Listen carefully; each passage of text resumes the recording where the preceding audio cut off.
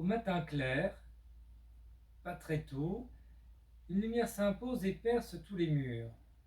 La chambre est une véritable passoire.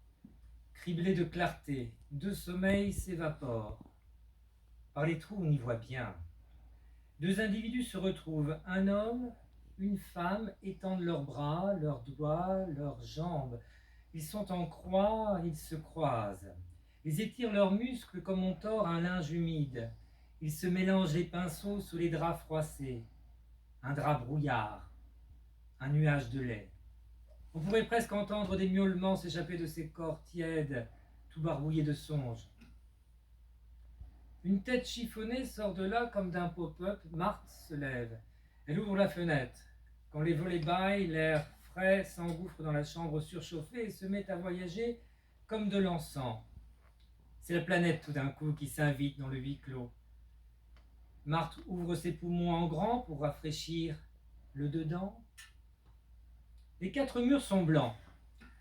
Le plafond est haut. Le plancher est chaud.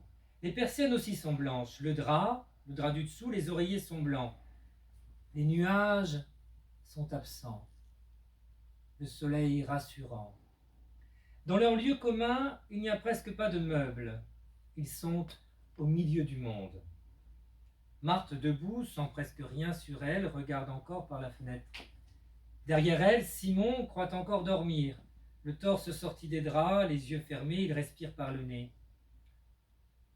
Sa femme le regarde de sa hauteur, sourire depuis hier. Aux anges. Elle va préparer le petit déjeuner.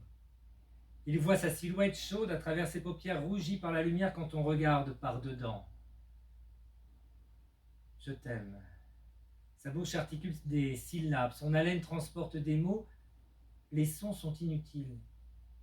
Elle lui répond par les mêmes transports. De minutes en minutes, il pousse l'amour un peu plus loin.